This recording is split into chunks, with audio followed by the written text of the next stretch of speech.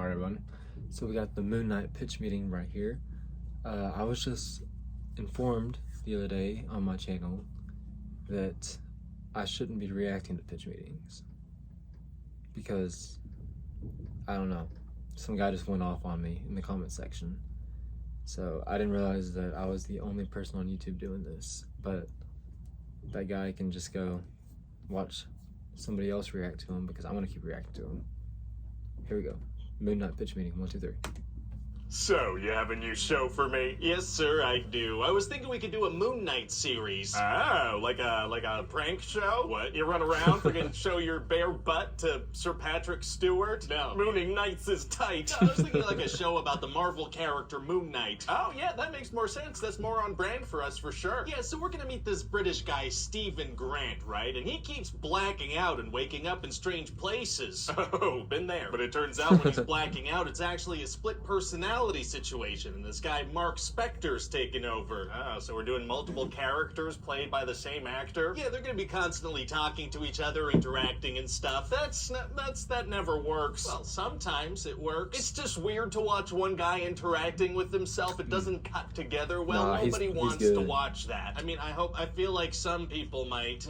All right, man. I guess we could give it a shot. Okay, great. So anyway, it turns out this Mark guy is the avatar of Khonshu, the Egyptian god of the moon. Okay. And so he has the ability to summon this superhero suit and become the Moon Knight. Oh man, I can't wait to see Moon Knight in action. And see him you will, sir. Oh boy. For about 15 minutes in the whole runtime. What? Yeah, not a ton of Moon Knight in the Moon Knight show. He also does this thing where he blacks out before big action scenes. It just kind of comes to with the aftermath. Kind of want to see those happen. Well, too bad. Alright, so anyway, Mark and Steven are gonna kind of bicker over who gets to control the body as they try to stop this bad guy, Harrow. Harrow, huh? What's his deal? Well, he wants to find this other god Amit's tomb so he can bring her back to life and she could kill anyone who has or will commit evil. Yikes. Yeah, and Steven sees that Harrow has this Amit-style tattoo on his arm, and he's doing that same thing already, judging people and killing them. Big yikes. So Steven's gonna team up with this woman, Layla, who's actually Mark's wife, and try to stop this guy. Yeah, frickin' stop this guy. Sounds like a real jerk. So eventually Khonshu brings them in front of all the other Egyptian gods to tell them about Harrow trying to find Amit's tomb. Smart. But then they bring Harrow in, and Harrow's like, actually, Khonshu isn't very nice, and Mark has mental health issues, so the gods are like, alright, well, Harrow's clearly done nothing wrong. But that's it? They just believe him? They just believe him, yeah, that's right. Why doesn't Mark make him show that magical Amit tattoo of his? Unclear. So then all the avatars leave, but this one lady stays behind and gives Mark a hint about some other thing he can find that'll help him out. Oh, very nice. So him and Layla go on another little adventure, and eventually they find this star map that'll lead them to Amit's tomb. Okay. But this star map was made thousands of years ago, so Khonshu has no choice but to turn back the entire night sky to see what it looked like on that night. I mean, they have, like, iPhone apps that let you do that. Yeah, but he shifts massive celestial bodies instead of opening the App Store. Wow, people must freak out. Not really, no. This is the MCU. People see crazy stuff all the time. That's a good point. So anyway, then all the other gods punish Khonshu and imprison him inside a little Ushabti figurine. Oh, dang it. And so eventually Mark actually finds Amit's Ushabti, but Harrow pops out and shoots him dead. Oh, that's fatal. It is, except no, not really, because this is the MCU and death is rarely permanent. That's another good point. So Mark wakes up in this asylum-themed afterlife, and he finds Steven trapped inside a sarcophagus begging to be let out. So that's what happens after you die. Yeah, sometimes. So then they're walking around, and they find another sarcophagus that somebody's trying to get out of. Wow, so who's in there? Well, at the very end of the show, we're gonna find out that there's actually a third personality inside the body named Jake Lockley. They don't open it up? Mark just found Steven inside one of those. Aren't they curious? No. Oh, okay. You know, they keep walking and they find a hippo. What? Yeah, it's this Egyptian goddess, and she brings them on a boat sailing through the afterlife. Okay. And she weighs their hearts to see if they're balanced and they can enter the field of reeds, which is like an eternal paradise kind of place, but their hearts aren't balanced. So what do? Well, Steven ends up sacrificing himself and turning to sand and being stranded in the Duat Desert so Mark can go to the field of reeds. Well, what about that Jake Lockley part of them? Shouldn't he be involved in this calculation somehow? That's what I was Saying saying. Mark is in the field of reeds, but he's like, we gotta go back for Steven. We can't leave him lost in the sands forever. Yeah, that'd be messed up. But the hippo goddess is like, it doesn't work like that, Mark. Oh, well, sounds like it's impossible to get him back then. Actually, it's gonna be super easy. Barely an inconvenience. Oh, really? Yeah, because he immediately does work like that, Mark. Oh, yeah, he just kind of magically runs right back into the desert and finds Steven immediately, and then some gates open up and they go through. Well, that worked out great. It did. And then also Layla released Khonshu so Mark and Steven get their healing powers back. How does she manage to free Khonshu? Well, turns out all you have to do is smash the figurine and that does the trick. Oh, nice. But also Harrow has everything he needs to set Ahmed free now, so the other gods show up like, what is going on? Who could be doing this? Do they not remember the meeting they just had about that? Yeah, no, they forgot about that, I guess. So they're like, who could it be? And then Harrow kills them all. Very rude. So then Ahmed is released and she's a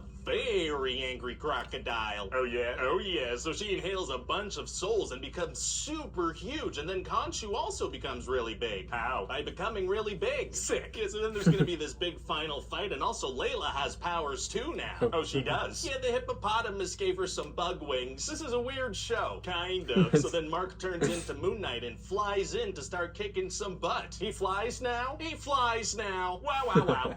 Wow. And then it seems like Harrow is gonna kill Mark and Steven and some bad guys shooting at Layla, but only on the shielded part of her body for some reason. Uh-oh, so what's Mark gonna do? He's gonna do what he does best, black out and take care of everything off screen. Oh, yeah, so that's the big finale. We don't see what happens. I kinda wanted to see it. Well, too bad. So then they trap Ahmed inside of Harrow's body, because this way they could kill her. Okay. But then Mark and Steven decide not to do it. What? Why not? Because that's kind of a thing in movies and TV. The hero kills a bunch of people throughout the movie, but then when it comes time to kill the big bad guy, they're like, no.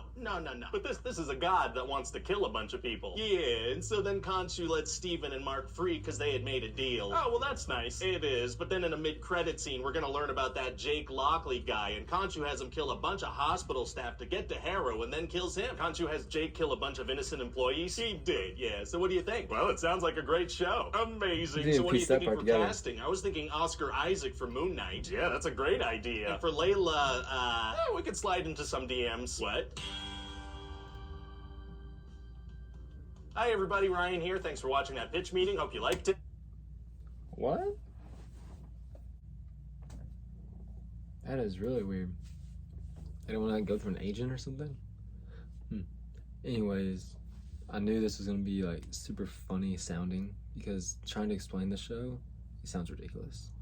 And it kind of is ridiculous. And I like how he talked about how like the finale is like, and that's the finale, because like I thought the finale was like super rushed and we didn't get a whole lot. And all my Moon Knight reviews are up on the channel. You can go check them out if you really want to know all my opinions. But yeah, it's a funny video.